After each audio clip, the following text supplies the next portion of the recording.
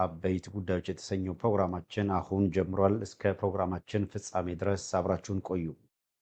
አድማጭ ተመልካቾች ከኛ ጋር እስከ ፍጻሜው በምትቆዩበት ደቂቃ ወይም ሰዓት ውስጥ የክልሎች ከአብይ አህመድ ቁጥጥር ስር መውጣት በማስረጃ የተደገፈው የክልሎች ከአብይ አህመድ ቁጥጥር ስር መውጣት እንዲሁም የኮሚሽነር መገደልና የፋኖ አስገራሚ ድል በሚል ርዕሰ ጉዳይ ቆይታ እናደርጋለን። እስከ ፕሮግራማችን ፍጻሜ አብራችሁን በመቆየት ለዕለቱ የተሰናዳንበትን መረጃ ለእናንተ የምናደርስ ይሆናል። ተከታተሉን።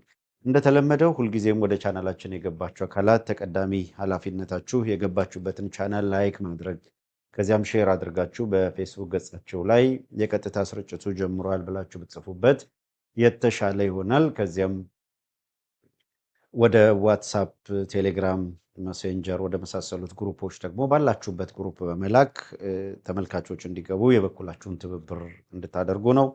ኖቲፊኬሽን ላልደረሳቸው እንዲደርሳቸው ለማድረግ የእናንተ ተሳትፎ ወይም ሚና ወሳኝነት ይኖረዋል።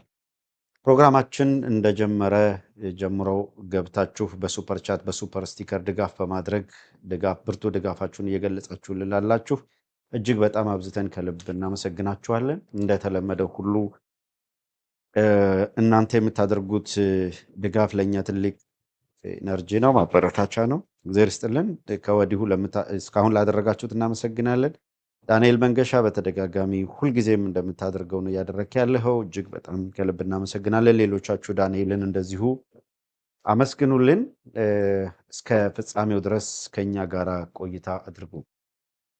ላይክ አድርጋችሁ ሼር አድርጋችሁ አሰራጭታችሁ የጨረሳችሁ ካላችሁ የልብ ቅርጹን በቀኝ በኩል ትነኩና ኦል ዘ ታይም እሱን ታፕ እያደረጋችሁ ብትቀጥሉ ለህዝብ ተደራሽነታችንን የበለጠ ከፍ ታደርጉታላችሁ። ስለ ሁሉ ከልብ እናመሰግናለን። ከኛ ጋር ቆዩ። አንድ መሸጋገሪያ አድርገን ተመልሰን እንመጣለን። የትም እንዳትሄዱ፣ ጠብቁን እዚህ።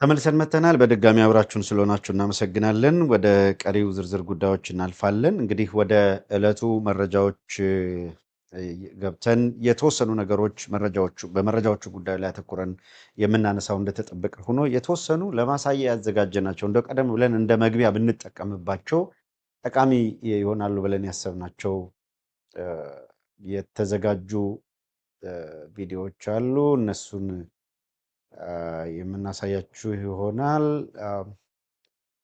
መረጃዎቹን አንድ ሁለት ብለን እናነሳለን። አንድ መሸጋገሪያ እናድርግና ቪዲዮዎቹን ሬዲ አድርገን ተመልሰን እንመጣለን። በድጋሚ ይቅርታ እንጠይቃለን።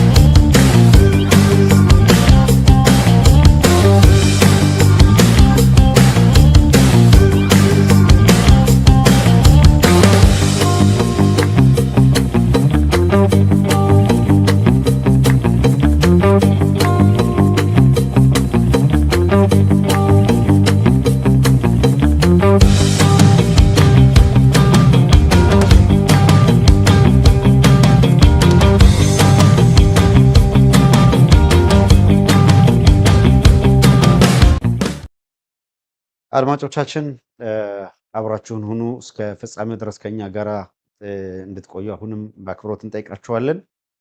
ቀደም ብለን ግን የኢትዮጵያ አንድ ሀገር በማን መዳፍ ላይ ነው ያለችው የሚለውን በመልሰት እናስታውስና አክቹሊ በርዕሰ ጉዳያችን እንደምታዩት አብይ አህመድ ሁሉም ነገር ከቁጥጥሩ እየወጣ ነው የሚገኘው። እሱን እንዴት የሚለውን እናነሳለን፣ መልከታችንን እናጋራችኋለን። 4 ኪሎ ካልሆነ በቀር ሊገዛው የሚችል ኃይል የለም። በነገራችን ላይ መሪዎች በጣም ፍጹማዊ አምባገነኖች ሁሉ ነገር ከቁጥጥራቸው ሲወጣና መምራት እንዳልቻሉ ሲረዱ ማህበረሰቡን በጅምላ ብሌም ማድረግ ይጀምራሉ። መዝለፍ፣ መስደብ፣ በጅምላ ግድያ የመፈጸም ወዘተረፈ። እነዚህ ከአገዛዞች ተስፋ በቆረጡ ጊዜ የሚታዩ ምልክቶች ናቸው እና ይሄ ምልክት በአብይ አህመድ አገዛዝ ላይ ኤርሊ ነው የታየው እና ገና 5-6 ዓመት በውል እንደው ጠንከር ብሎ ገዛ የምትሉበት ጊዜ ሳይመጣ ይሄ 6 ዓመት ሉስ ሀገሪቷ በታሪክ እንደዚህ አይነት ጊዜ ሁኔታ ገጥሟት እንደማያውቅ ይታወቃል እና በመራር ሁኔታ ይሄ ስንኖር ኢትዮጵያ ስንሞት ኢትዮጵያዊ ምናምን የሚል ሰውዬ እና እናቶች ይጸልዩልኛል ምናምን ከሚል ተነስቶ ኢትዮጵያ ታላቅ ሀገር ምናምን ከሚለው ዝም ብሎ የአፍ ድለላው ዞር ብሎ አሁን እውነተኛ ማንነቱ ሲገለጥ በህዝብ ላይ መጀመሪያ ተስፋ መቁረጡን የሚያሳዩ ነገሮች የትኞቹ ናቸው የሚለውን ካነሳን በኋላ እንዴት አንድ ሰው በዚህ ደረጃ የሚንቀውን ሀገር ሊመራው ይችላል? በዚህ ደረጃ የጠላውን ሀገር በዚህ ደረጃ ከጠላው ህዝብ ጋር እንዴት ይኖራል? ሰው ጥላቻ ይዞ እንዴት ይኖራል? በመሪር ዝም ብሎ መምራት መቻል አለመቻል ብቻ ሳይሆን ወደ ጥላቻ ያደገ ያን ወደ ጥላቻ ያደገ ስብዕና ይዞ ግን አገሪቷን ደግሞ በዛው ስብዕና እየገዛኋት እቀጥላለሁ የሚል እንደዚህ አይነት አሳፋሪ እና ጭካኔ የተሞላበት እንቅስቃሴ ነው የሚያደርገው። እስኪ በተስፋ መቁረጥ ምክንያት ካደረጋቸው ንግግሮች በመልሳት የተወሰኑትን ካስታወስም በኋላ ወደ ዝርዝር መረጃዎች እናልፋለን። እስኪ እንመልከት። ኢትዮጵያን ለማጥፋት ጥቅም ላይ አይውልም የሚል ጽኑ አቋም ይዟል።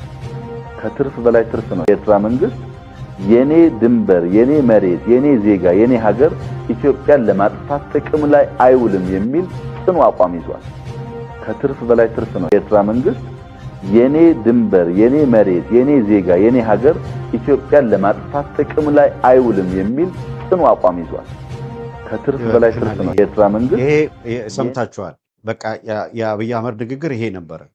በፍጹም በቃ በኢትዮጵያ ጉዳይ የኤርትራ መንግስት የያዘው አቋም ብሎ ነግሮናል። ይሄን ካለም በኋላ በምን ይሄ አቋም ሊቀየር ቻለ በሆነ አጭር ጊዜ ውስጥ ስለሚለው ምንም አይነት ማብራሪያ ሳይሰጥ ስለመጣ የሚቀበለው የሚያዳምጠውም ሰው ስላላገኘ ያው ይሄ ከሽፎበታል። ማንም ሆይ ሆይ ብሎ አብሮት እንደማይዘምትም አወቀ። እሱ ሰላም ሲሆንና ሲዋደድ ሁሉም ነገር አልጋ ባልጋ፣ እሱ ሲጣላ ኢትዮጵያን ወስዶ ጦርነት ውስጥ የመክተት ምናምን እንደዚህ የሚሰማ የለም ስለተባለ እቺ የከሸፈች ጉዳይ ሆናለች። የህዝቡ የገዛ ህዝቡን እንዴት አምሮ እንደሚጠላው እናነሳና እንደውም ይሄንን ንግግር በኋላ እናመጣዋለን። ሌሎች 2 ቪዲዮዎች አሉ። አሁን እነሱን ካየን በኋላ ከባጫ ደበሌ ንግግሮች ጋር አብረን አሁን የሰማችሁትን በምልሰት እንደገና እንድትሰሙት እናደርጋለን። እስኪ ይሄንን ከተስፋ መቁረጥ የተነሳ ህዝቡን በጅምላ የሚዘልፍበትን ንግግሩን ሰምተን ወደ ሌሎቹ እናልፋለን። በተለይ እንደ ኢትዮጵያ ያለ ከእውነትና ዕውቀት የራቀ ማህበረሰብ ደግሞ ሲኖር የኢትዮጵያ ህዝብ እኮ ይገርማል አለ። ፖሊስ ሌባን እየሮጠ ከኋላ ተከታይ ሲሮጥ ደረሰብህ ወደ ቀኝ ወደ ግራ እያለ ሌባ ያስመልጣል አለ። ማመስገን የሚባል የለም፣ ማልቀስ ብቻ ነው። አልቃሽ ህዝብ ደግሞ አይሻገርም። ቤተሰቡ የሚያላዝን ህዝብ ነው ያለው ኢትዮጵያ ውስጥ። ባለቤት ያጣች አሳዛኝ ሀገር ናት ኢትዮጵያ። እንደምትሰሙት እሱ ራሱ ባለቤት ያጣች አሳዛኝ ሀገር ይላታል ኢትዮጵያ። አሁን በዚህ ርዕሰ ጉዳይ ላይ እኛ ከምንነግራችሁ በፊት መጀመሪያ እሱ ራሱ ባለቤት ያጣች አሳዛኝ ሀገር። አንድ ጊዜ እንድገመው ይሄንን ነገር፣ የመጨረሻውን ቃል ስሙት። ባለቤት ያጣች አሳዛኝ ሀገር ነው የሚላት። በተለይ እንደ ኢትዮጵያ ያለ ከእውነትና ዕውቀት የራቀ ማህበረሰብ ደግሞ ሲኖር የኢትዮጵያ ህዝብ እኮ ይገርማል አለ። ፖሊስ ሌባን እየሮጠ ከኋላ ተከታይ ሲሮጥ ደረሰብህ ወደ ቀኝ ወደ ግራ እያለ ሌባ ያስመልጣል አለ። ማመስገን የሚባል የለም፣ ማልቀስ ብቻ ነው። አልቃሽ ህዝብ ደግሞ አይሻገርም። ቤተሰቡ የሚያላዝን ህዝብ ነው ያለው ኢትዮጵያ ውስጥ። ባለቤት ያጣች አሳዛኝ ሀገር ናት ኢትዮጵያ። ባለቤት ያጣች አሳዛኝ ሀገር ናት ኢትዮጵያ ይላል። ከዛ ደግሞ እንዳለ አንዲት የሲዳማ ልጅ ላቀረበችለት ጥያቄ ደግሞ ለማኝ ነው በቃ ምን እድሜ ልኩን ሲለምን የኖረ ህዝብ በሚል ለሚገልጸው የኢትዮጵያን ህዝብ ይሄ አገዛዞች ተስፋ ከመቁረጥ የሚያመጡት ነው። ሁለተኛ ባለቤት የላትም የሚለው እሱ እንኳን እየመራት እንዳልሆነ ያውቃል፣ እየገዛት እንዳልሆነ ያውቃል። መምራትን ተውት መግዛት እንኳን አልቻለም። ከ4 ኪሎ አልፎ ሌላው ላይ ምንም አይነት ቁጥጥር የለውም። በዝርዝር እናነሳበታለን ዛሬ የተነሳውን ጨምሮ። በነገራችን ላይ በጋምቤላ ኮሚሽነሩ የመገደሉ ዜና በጣም ከባድ ሁኔታ ፈጥሯል። ማህበረሰቡ ጋምቤላ ሙሉ በሙሉ በከፍተኛ ውጥረት ውስጥ ነው የዋለችው። ተኩሱ ሲሰማ ነው የዋለው። የጋምቤላን በተመለከተ ባለፈው ሳምንት አንድ ዘገባ አድርሰናችሁ ነበረ። በጋምቤላ ከፍተኛ ውጥረት መኖሩን፣ ግጭት መኖሩን፣ ተኩስ መኖሩን ወደ 6-7 ሰዎች ከሳምንት በፊት መገደላቸውን ከዚያ ቀደም ብሎ ደግሞ የራሱን ሸኔ ብሎ የሚጠራ ጦር በነ ሽመልስ አብዲሳ የሚመራ ጦር የጋምቤላን ከተማ ለ1 ሰዓት ከዚህ በፊት ተቆጣጥረው እንዴት ጋምቤላን በፈለጉ ሰዓት በመዳፋቸው ውስጥ ማድረግ እንደሚችሉ ያሳዩበትን የሙከራ ኦፕሬሽን በተመለከተም ከዚህ በፊት ዘግበነዋል። እንደምታስታውሱት እንመለስበታለን። እሱ በድጋሚ እንደገና ሌላኛውን የአብይ አህመድ ንግግር እንስማ። ሱፐርቪዥን አለን፣ እንገመግማለን ከላይ እስከታች እንደዚህ ነው። በጠቅላይ ሚኒስትሩ የሚደረግ ግምገማ የ100 ቀን ግምገማ በእኛ እንደ አዲስ ነው የተጀመረው ምናምን ነው እያላችሁ ያለው። እንግዲህ በግምገማ ስርዓት ኢህአዴግ የሚባል ድርጅት የምታውቁ ናቸው መቼም የነ በረከት ስምኦን የግምገማ ሂደት ቲፒኤልኤፍ በአጠቃላይ ያለው መጀመሪያ እንደ መነሻ የሚወሰደው የነሱ ስለሆነ የግምገማ የሚባለው በአጠቃላይ ኢህአዴግና ግምገማ የአንድ ሳንቲም ሁለት ግልባጭ ናቸው። በጣም የሚገርም በደንብ የለየለት ሰው አብይ የሁሉም ነገር መጀመሪያ ራሱን ማድረግ ስለሚፈልግ ምን የሚገመግመውና የሚመራው ስርዓት እንዳለ አስመስሎ ያወራቸዋል እንደምትሰሙት። ከዚያ ደግሞ ፍጹም ተስፋ በቆረጠ መንገድ ባለቤት አልባ ሀገር ናት ይላቸዋል። ዞር ብሎ ኤርትራ በቃ በፍጹም ለኢትዮጵያ አደጋ የሚሆን ነገር አንዲት ነገር ዝር የማይልባት መሆኗን አረጋግጠናል፣ የኤርትራ መንግስት ኮሚትመንት ይሄ ነው ይላቸዋል። እንደገና ከሳምንት ከ15 ቀን በኋላ ደግሞ መለስ ብሎ ወደ ኤርትራ ወታደርና ዘምታለን ጠላት እያደራጁብን ነው ይላቸዋል። ካልሲሲ ጋር ተማማለ። በማግስቱ ሳምንት 2 ሳምንት ሳይቀር እዛ ለሾ ያሳየው ነገር ተቀየረና ወደ ጸብ ውስጥ ተገባ። ሁሉም ጋር የሄደበት ቦታ ሁሉ ከአጎራባች ጋር ደጋግመን አንስተናል። ሱዳን ጋር ሄደ። ከሱዳን ጋር በኋላ የመጣውን ነገር የምናየው ነው። የጦርነት ዝግጅት እየተደረገ ነው ያለው በቤኒሻንጉል በኩል እሱም የደቡብ ሱዳን የሱዳንን የፈጥኖ ደራሹን ወታደር ያሰለጥናል። እነዛም ደግሞ እዛ እየሰለጠኑ ነው ብለው ሰራዊታቸውን አስጠግተዋል። የተፋጠጠ የጦርነት ሁኔታ ነው ፈጥሮ ያለው። ኤቭሪ አክቲቪቲው ጦርነት የሚወልድ ነው። እያንዳንዱ የየዕለት እንቅስቃሴው ሌላ ጦርነት ይዞ የሚመጣ ነው። አብይ አህመድና ስርዓቱ እዚህ ጋር ደርሰዋል። ምንድን ነበር የነገሩን ቀደም ሲል እና እንደፈለጉ እንዴት አድርገው ሊያጭበረብሩ እንደሚፈልጉ ጥቂት ነገሮችን ጨምር እስኪ። ባጫ ደበሌን እንስማና ከዛ በምልሰት እንደገና የአብይ አህመድ የመጀመሪያውንም እናመጣዋለን። እስኪ ባጫ እንስማ። ዩኒፎርማቸውን አውልቀው ራቁታቸውን ወደ ሻዕቢያ ሄዱ ያሉት ራቁታቸው በአይኔ በብረቷ ነው ያየኋቸው።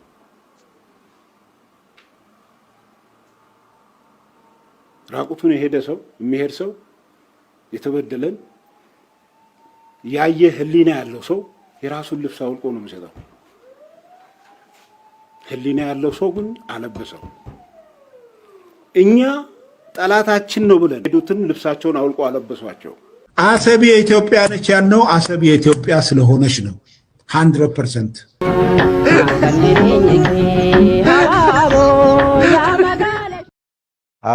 ያው ዘፈኗ ትንሽ ቢሄድ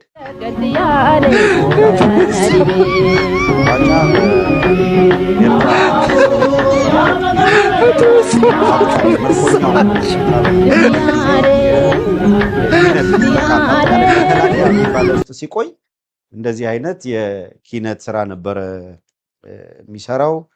በጦርነት በተመለከተ ራሱ ሌላ ማስተያየት የሚሰጥበትም አለ። ከጊዜ አንጻር ነው ወደ ቀጣዩ የምንሄደው እንጂ ዛሬ ባጫ የአብይ አህመድ ንግግር እንደገና ልክ አሁን ከኤርትራ አንጻር ባጫ ደበሌ ራቁታቸውን አድርገው ላኳቸው። ከዛ የቲፒኤልኤፍን ማለት ነው የመከላከያ ሰራዊት አባላትን የራቁታቸውን ላኩ የሚባል ነበረ። ኤርትራውያንን እንዴት ሰማይ ሰቅለው አልብሰው ልከው ምናምን ገለመሌ ነበር የሚሉት። ከዛ ነው ጥፍ ያሉት አይደለ? ባጫ ይሄንን ሲል አብይ አህመድም ይሄንን ነበር የሚለው አይደል? መለስ አድርገን አንድ ጊዜ እንስማው።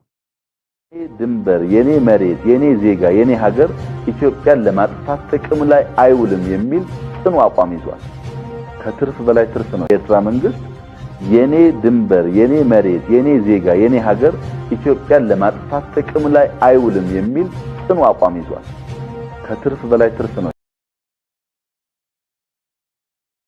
የኤርትራን በተመለከተ የኤርትራ መንግስት ነው ያለው። አስተውሉ፣ መንግስት ነው። በቃ በፍጹም ኢትዮጵያን የሚጎዳ ነገር አይሆንም ብሏል። ሌላ የተናገረዋል። ለትግራይ ህዝብ ከዚህ ቀደም አምጥተነዋል። ለትግራይ ህዝብ የፕሬዝዳንት ኢሳያስ ፍላጎት ያለ አጃቢ መቀሌ ላይ ወክ ማድረግ ይፈልጋል እና በቃ የሰላም ዘንባባ ይዞ የሚመጣ ነው። እንዲህ ነበረ አብይ አህመድ ሲሰብክ የነበረው ማለት ነው። ጸቡንም ፍቅሩንም በልክ ሳያደርገው ማለት ነው። እስቲ ምን ሲሉን ነበር? እንደገና ባጫን ከትላንትና ዛሬ ትላንት አሁን አጥብሰው ኤርትራውያን እንደዚህ ላኩልን ይሄን አደረጉልን እንዳልተባለ ሁላ እንዲህ አይነት መስዋዕትነት ከፈሉ እንዳልተባለ ሁላ አሁን ደግሞ በገዛ እጃቸው ነካክተው ያልሆነ ችግር ሲገጥማቸው ባጫ በሌላ ፕሮፓጋንዳ ደግሞ ተቀይሮ መጣ። ሁለቱንም እኔ ላሳምናችሁ ነው እያለ ያለው። እስኪ እንስማው ባጫ ነው በድጋሚ።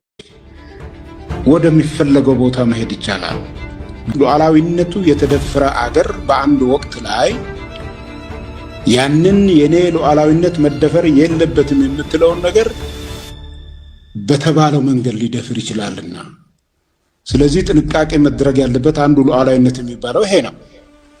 ከዚህ የተነሳ የኤርትራ መንግስት የኢትዮጵያን ሉዓላዊነት እየገባ እያቦካ የኔ ሉዓላዊነት ይጠበቅ የሚባል ነገር የለም። መንግስት ፖሊሲ ኢትዮጵያን በመበጥበጥ ኤርትራን ሰላም አስገኛለሁ ነው። ይሄ ፖሊሲ እጅግ በጣም አስገራሚ ነው። ማንኛውም የሆነ ናይብ የሆነ ሰው እንደዚህ አያስብም። ምክንያቱም ይሄው ነፃ ከወጡበት ጊዜ ጀምሮ ኢትዮጵያን የማጎሳቀል ኢትዮጵያን የመበጥበጥ ስራ ላይ ነው የተጠመዱት። አንዲት ጡብ አልተቀመጠችም በኤርትራ፣ የፈረሰ ቤት አልተገነባ። ነገር ግን እስከዛሬ ድረስ እጃቸው ከኢትዮጵያ አልወጣም። ኢትዮጵያን በመበጥበጥ እነሱ ሰላም የሚያገኙ መስለው ፖሊሲያቸው ይሄ ነው። ከዚህ የተነሳ ማንኛውንም ወደ ኢትዮጵያ ቃታ ስባ የምትተኩስ ቃት ያገኙ አሰልጥነው ይልካሉ። ከአሁን በፊት ሁላችንም እናውቃለን። ግንቦት ሰባት እዛ ነው፣ አርበኞች እዛ ነው፣ ኦነግ እዛ ነው፣ ድምሄት እዛ ነው የነበረው እና እዛ ሰልጥኖ ያ ኢትዮጵያን ያልወጋ ኢትዮጵያ ተቃዋሚ የለም። እኛ ስልጠና ስንወስድ እነሱ ከጎን አሁን ፋኖ የሚባለውን ግሩፕ ያሰለጥኑ ነበረ። እኛ ወደ ጦርነት ስንገባ ስንዋጋ ከቲፒኤልኤፍ ጋር ማለት ነው። ስለዚህ ምንድነው ከኢትዮጵያ ምን እንደሚፈልጉ አናውቅም። በዚህ አይነት መንገድም ሰላምም አያገኙም። በየትኛውም እንደ ሉዓላዊነት የሚባለው ነገር ምንድነው? ሉዓላዊነት ከሉዓላዊነት መመዘኛ አንዱ የራስን ሉዓላዊነትህን ለመጠበቅ የጎረቤት ሀገሮችን ሉዓላዊነት ማክበር ነው። ካለበለዚያ ሉዓላዊ ነኝ ማለት አትችልም። ምክንያቱም ሉዓላዊነቱ የተደፈረ አገር በአንድ ወቅት ላይ ያንን የኔ ሉዓላዊነት መደፈር የለበትም የምትለውን ነገር በተባለው መንገድ ሊደፍር ይችላልና፣ ስለዚህ ጥንቃቄ መድረግ ያለበት አንዱ ሉዓላዊነት የሚባለው ይሄ ነው። ከዚህ የተነሳ የኤርትራ መንግስት የኢትዮጵያን ሉዓላዊነት እየገባ እያቦካ የኔ ሉዓላዊነት ይጠበቅ የሚባል ነገር የለም።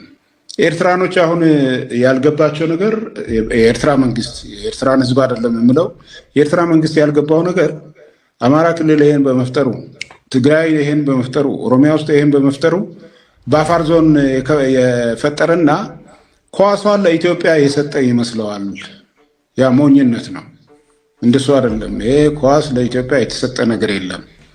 መታወቅ ያለበት 130 ሚሊዮን ህዝብ ያለበት ሀገር ነው።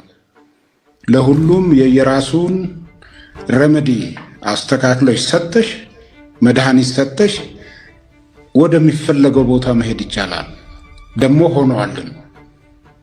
ኦሮሚያ ክልል የነበረ ዛሬ 2000 እና 3000 የሰው ኃይል የሌለው ኦነግ 30,000 ኖሮት እኮ አዲስ አበባ አልደረሰም ቲፒኤልኤፍ ጋር ስንዋጋ።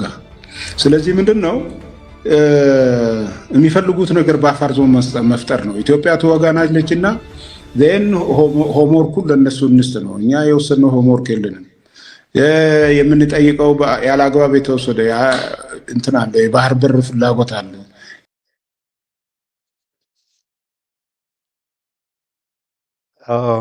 እንግዲህ ባጫን እንደሰማችሁት ነው። ምን አይነት በአጠቃላይ ያገዛዙ ሰዎች እንዴት ከስብዕና ጋር የተፋቱ እንደሆኑ ከዚህ መገንዘብ ትችላላችሁ።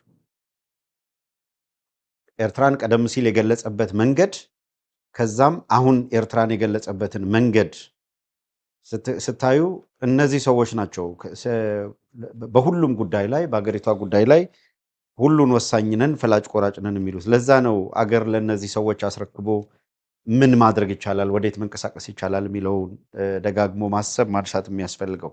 በድጋሚ በሱፐር ቻት በሱፐር ስቲከር ድጋፍ እያደረጋችሁ ላላችሁ እናመሰግናለን። ሼር እያረጋችሁ ላይክ እያረጋችሁ ሰብስክራይብ እያረጋችሁ ላላችሁ እናመሰግናለን። ሰብስክራይብ ሳታደርጉ እየተከታተላችሁ ያላችሁ ሰብስክራይብ አድርጉ። የልብ ቅርጹን ነክታችሁ ኦል ዘ ታይም ሌላውን የጨረሳችሁ ካላችሁ ታፕ አድርጉ። ወደ ዋትሳፕ ወደ ቴሌግራም ወዘተረፈ ወደ የግሩፖቹ ያላካችሁት ኤክስ ገጻችሁ ላይም ቢሆን ያልጻፋችሁ ካላችሁ ያለጠፋችሁ ካላችሁ ሊንኩን በመለጠፍ ለምታውቋቸው ሰዎችም ይሄንን ሊንክ በመላክ እንዲከታተሉ የበኩላችሁን ጥረት እያደረጋችሁ ተከታተሉን። ድጋፍ ለሚያደርጉት ደግሞ ሌሎቻችሁ ምስጋና አትሊስት ምስጋና ማቅረብን በተመለከተ አትስነፉ። አድሚኖቻችን እጅግ በጣም ከልብ እናመሰግናለን። በብዙ ድካማችን ላይ ብርታት የምትሆኑን ሁሉን ነገር የምታደርጉ እናንተ ናችሁና እጅግ በጣም ከልብ እናመሰግናለን።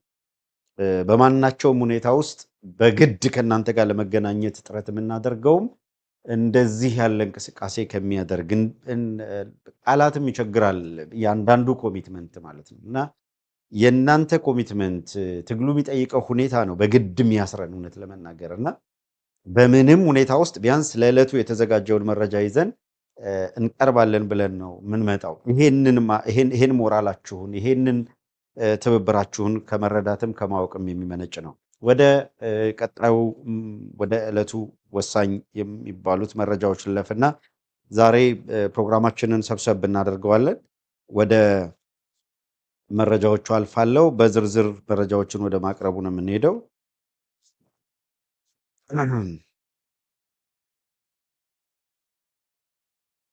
እሺ የምንጀምረው ከጋምቤላ አካባቢ ከተፈጠሩ ሁኔታዎች ይሆናል። ኦቨርቪው መጀመሪያ ለመስጠት ያክል አጭሩ በጋምቤላ በዛሬው ዕለት በዋና ከተማው እንግዲህ ምንድነው የክልሉ አስተዳደር ወይም አገዛዝ አለበት በሚባለው ዋና ከተማ ሙሉ በሙሉ መንገድ ዝግ ነበር፣ ባንክ ዝግ ነበር፣ ንግድ ቤቶች ዝግ ነበሩ። ጋምቤላ ጸጥ ረጭ ብላ ነው የዋለችው። ለሰዓታት ደግሞ ከባድ የተኩስ ልውውጥ ብቻ ይሰማባት ነበር። የጋምቤላ የዛሬ ውሎ ይሄንን ነው የሚመስለው። ከባድ የሆነ የተኩስ ልውውጥ የሚሰማበት፣ ህብረተሰቡ በየቤቱ ገብቶ ንግድ ተቋማት በሙሉ ባንኮች፣ ሌሎችም በሙሉ ተቋማት ተዘግተው ሰው ሙሉ ቀን ከቤቱ ሳይወጣ ነው የዋለው። የተኩስ ልውውጥ ነበረ። በተኩስ ልውውጥ ሂደቱ ደግሞ በክልሉ በጋምቤላ ክልል ውስጥ ከሚገኙ የፖሊስ መምሪያዎች መካከል አንደኛው የፖሊስ ኮሚሽነር በዛሬው ዕለት መገደላቸው ተሰምቷል። ከዚያም በተጨማሪ ሌሎች በርከት ያሉ አካላትም በሂደቱ የቆሰሉ አሉ፣ የተገደሉ አሉ። ሲቪሊያን ምንም የማያውቁ በተባራሪም የተገደሉ አሉ። ይሄ ሁኔታ ለምን እየተፈጠረ ነው የሚለውን ዝም ብሎ አንዳንዱ የሆነ ታጣቂዎች መጥተው የሚል ዜና ነው የምትሰሙት። ከዛ የዘለለ ነገር አትሰሙ። ታጣቂዎች መጡ ጉዳት አደረሱ፣ ወይም ታጣቂዎች መጡና ተኩስ ልውውጥ ተደረገ ምናምን። እነማን ናቸው ታጣቂዎቹ? ለምንድን ነው ተኩስ ልውውጥ የተደረገው ምናምን ብለህ ስትጠይቅ ነው ከጀርባ ነገሮች ተመዘው የሚመጡልህና እያንዳንዱን ነገር መዳፍ ላይ ሆኖ የሚሰጣው ያን ጊዜ ነው። ጋምቤላን በተመለከተ ደጋግመን ነግረናችኋል። ጋምቤላን እንደ ክልል መቀጠል የለበትም ብሎ ያምናሉ ኦህዴዶች። ልክ ቤኒሻንጉልን ሙሉ በሙሉ ለመጠቅለል፣ አዲስ አበባን ለመጠቅለል፣ ድሬዳዋን ለመጠቅለል፣ አፋርን ከፊሉን ለመጠቅለል፣ ከፊሉን ደግሞ ወደ ሌላው ግማሽ ወደ ጅቡቲ ግማሽ ወደ ኤርትራ ይካፈል ብለው የሚያምኑ በአጠቃላይ አፋር ከኢትዮጵያ ጋር ኢትዮጵያዊ ነው በኢትዮጵያዊነቱ አይደራደር የሚባለው አፋር እንዳይኖር ኦልሬዲ ስለወሰኑ ማለት ነው። ሶማሌ ክልል እንደምታውቁት ነው ሰንደቅ ዓላማ ሁሉ ተቀይሮ የክልሉ ባለ ይሄ በአምስት ኮከብ የሚባለው የዚያድ ባሬ የግዛት ማስፋፋት ላይ ይዞት የመጣው አጀንዳ አንዱ እሱ ነበር እንደምታስታውሱትና እሱ ነው አሁን አደባባይ ላይ መጥቶ ያለው። የተወሰኑ እዛ ያሉ አመራሮች ግብግብ ይዘው ነው የለም ይሄ መሆን የለበትም ይላሉ። አብይ አህመድ ደግሞ በስሩ በኮለኮላቸው ኃይሎች አማካኝነት የሚፈልገውን ለማድረግ ጥረት እያደረገ ነው ያለው። ጋምቤላ ጥቃት የሰነዘሩት ሸኔ በሚል ይጥሯቸው እንጂ በቸናሲርና ይበለው ሸኔ ይበለው ልዩ ኃይል ይበለው አድማ ብተና ይበለው ምናምን ይበለው ይሄ ግልጽ በሆነ መንገድ ባገዛዙ ፕሮግራም ይዘው የሚመሩት ፕሮጀክት ይዘው የሚመሩት ጉዳይ ነው። ምንም ዛሬ ነገ ሊባል የሚችል አይደለም። መሬት ላይ ያለውን እውነታ ግልጽ አድርጎ መናገሩ ያስፈልጋል። ልዩ ፍቅር በጣም እናመሰግናለን ለኮሚትመንትሽ፣ ለምታረጊው ነገር ሁሉ፣ ለድጋፍሽ። ልዩ ፍቅርንም ሌሎቻችሁ ደግሞ እነዚህን ድጋፍ የሚያደርጉትን በማመስገን አብራችሁን ቆዩ። ወደ አሁንም ዝርዝር ነገሩ ላይ አተኩራለሁ። ጀስት ለማመስገን ነው በመሃል ልዩ ፍቅር ላደረግሽው አስተዋጽኦ። ከፍተኛ ትብብር እያደረጋችሁ ላላችሁ በሙሉ እግዚአብሔር ይስጥልን። በብዙ መልኩ ድጋፋችሁ አልተለየንም። ዌብሳይት ላይ ገብታችሁ እየተመዘገባችሁ ያላችሁ በጣም እናመሰግናለን። አንድ ሰው ለመመዝገብ አስቸግሮኛል የሚል ነገር አለ እና ምንድነው ካርዶቻችሁን ነው ቼክ ማድረግ ያለባችሁ እና ካርዱ የካርድ ችግር ካልሆነ በቀር ለመመዝገብ ስሙዝ ነው። በየቀኑ ሰው አሁንም ዌብሳይቱ ላይ ገብቶ እየተመዘገበ ነውና ዋናው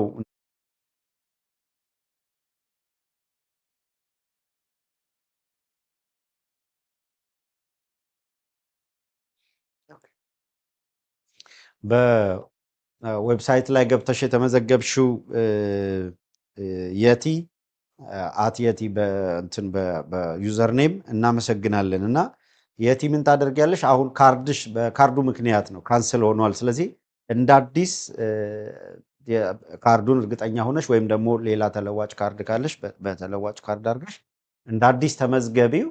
ከተመዘገብሽ በኋላ ስክሪንሻቱን ልትልኪልን ትችያለሽ። ይህን ስለምታደርጉ እናመሰግናለን የቲ በጣም ቴንኪዩ፣ እግዚአብሔር ይስጥልን። ግን እንደ አዲስ ተመዝግበሽ ልታሳውቂን ትችያለሽ። አለበለዚያ እንግዲህ በሁልጊዜ ኮንታክት እንድታደርጉን በምንሰጣችሁ ስልክ ኮንታክት አደርጉንና እየተነጋገርንም አብረን መሙላት እንችላለን። በእኛ በኩል አሲስት ማድረግ የምንችለውን ነገር ሁሉ እናደርጋለን፣ ጊዜ ሰጥተን ማለት ነው። ይሄን የምለው ሌሎቻችሁ እየተመዘገባችሁ ያላችሁትን እናመሰግናለን። የአድራሻ የሳተላይት ዌብሳይት ወዘተረፈ ኮንታክት አድራሻዎቻችን ከስር ስክሮል ያደርጋሉ። በዛ ስክሮል በሚያደርገው ስልክም አለላችሁ፣ ኢሜል አድራሻ አለ፣ የዌብሳይት አድራሻችን አለ። እነዚህን ተጠቅማችሁ ኮሚኒኬት ማድረግ ትችላላችሁ። ይህን ካልኩኝ ወደ